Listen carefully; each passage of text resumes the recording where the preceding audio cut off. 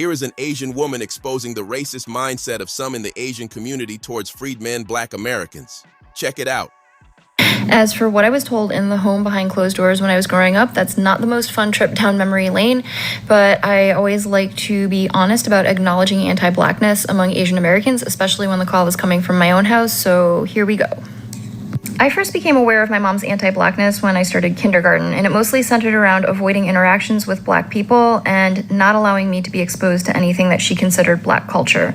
So if we were walking and she saw a Black person, she would pull me closer to her. If we were in the car in a parking lot and saw a Black person in the parking lot, she would make a point to lock the doors, and I wasn't allowed to listen to rap or Michael Jackson or Tina Turner. And she was hypocritical about that, because I wasn't allowed to listen to Cyndi Lauper or Madonna either. She would call it trash music and say that it was going to be a bad influence.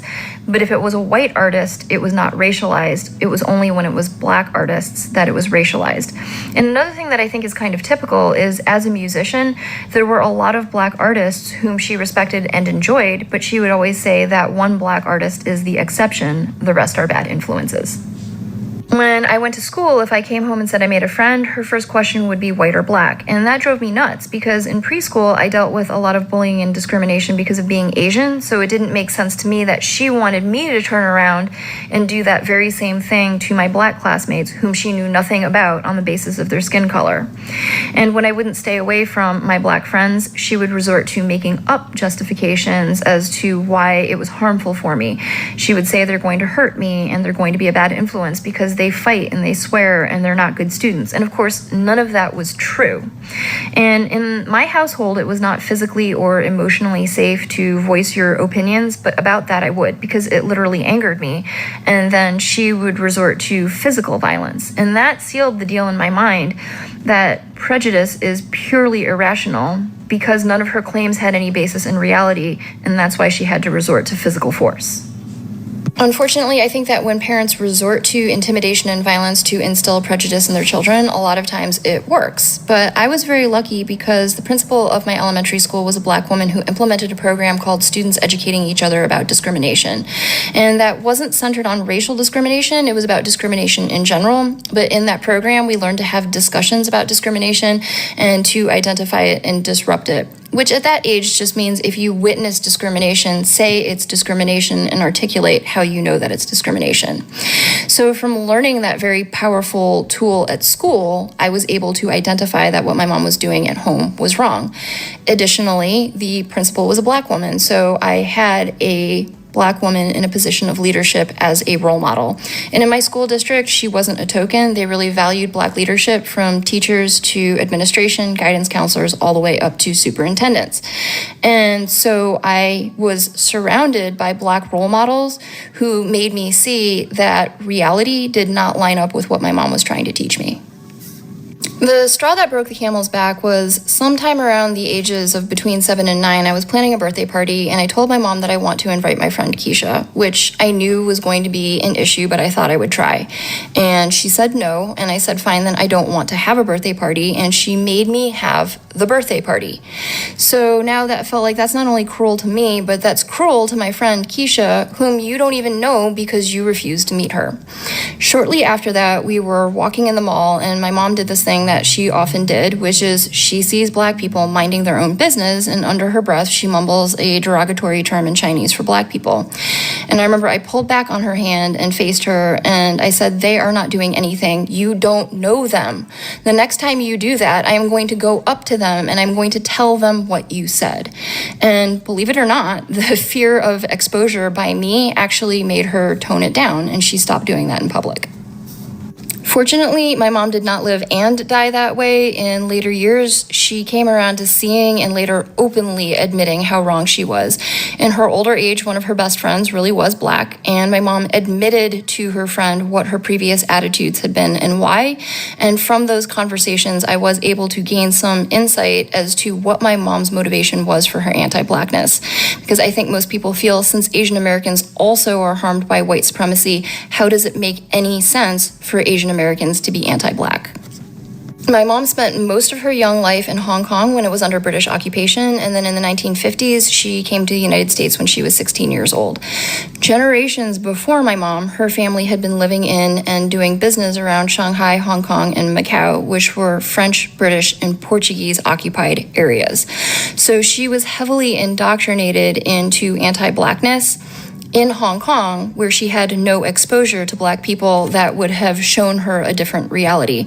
And furthermore, what she was indoctrinated into is the idea that an Asian can elevate their status in white spaces by aligning with white supremacy, which includes aligning with anti-Blackness. So I think what my mom was doing with me is that from a young age, she saw that I was having a hard time as an Asian American assimilating. So she felt that if I associated with Black classmates, that would make assimilating into white spaces even harder.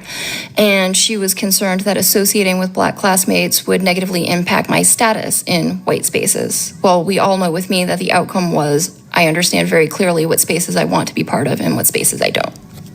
So my mom was really proud that she was westernized. She was proud that she spoke English without an accent, that she was very well versed in European culture, and she actually looked down upon my dad for being what she called traditional and therefore backwards. Right, so where was my dad in all of this?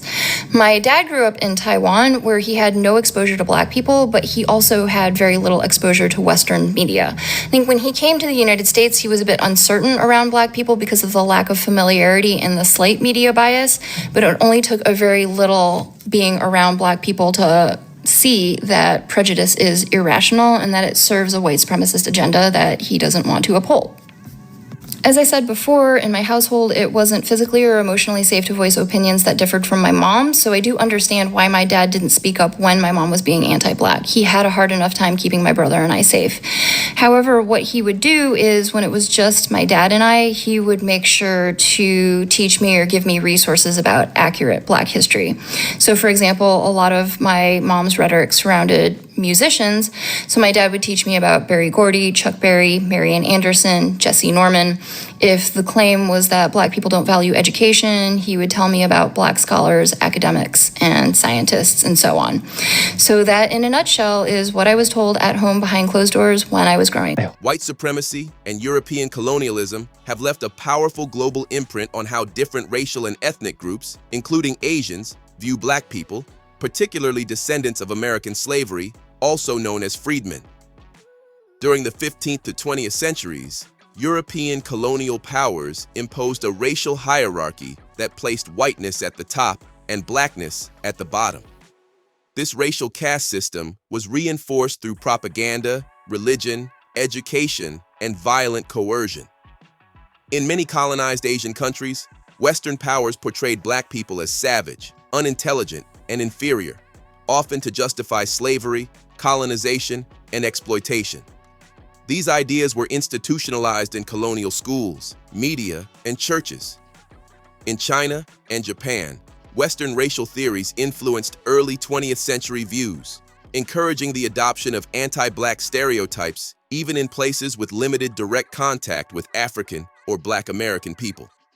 These colonial narratives didn't die with decolonization. Instead, they were passed down through generations. Many Asian parents today, particularly those who emigrated to the West, have absorbed and pass on negative views of Black people to their children. In homes and communities, Black Americans are often described as lazy, violent, or criminal, not based on personal experience, but on long-standing stereotypes rooted in white supremacist ideology. This mindset is further reinforced by the model minority myth, particularly in the US, where Asians are often portrayed as law-abiding, hard-working, and economically successful. This myth is weaponized to contrast Asians with Black Americans, who have historically been denied generational wealth, fair employment, quality education, and justice under the law. It creates tension, as many Asians are told, explicitly or implicitly, that their success is proof that racism isn't real and that Black Americans must be to blame for their own struggles. In practice, this leads to racial distancing. Many Asian immigrants avoid solidarity with Black communities, fearing association will damage their social standing. Some even participate in anti-Blackness in their businesses, schools, and voting behavior, knowingly or unknowingly reinforcing systemic inequality. This has deeply hurt freedmen Black Americans, who not only have to fight against institutional white supremacy, but also against communities of color who have adopted white supremacist values to survive or succeed in America. This divide is no accident. It is a direct legacy of colonialism and white supremacy, which thrived by keeping oppressed peoples fragmented, mistrusting, and fighting among themselves.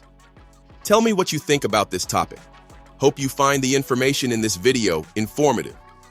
Feel free to like, subscribe, share, comment. Thanks for watching.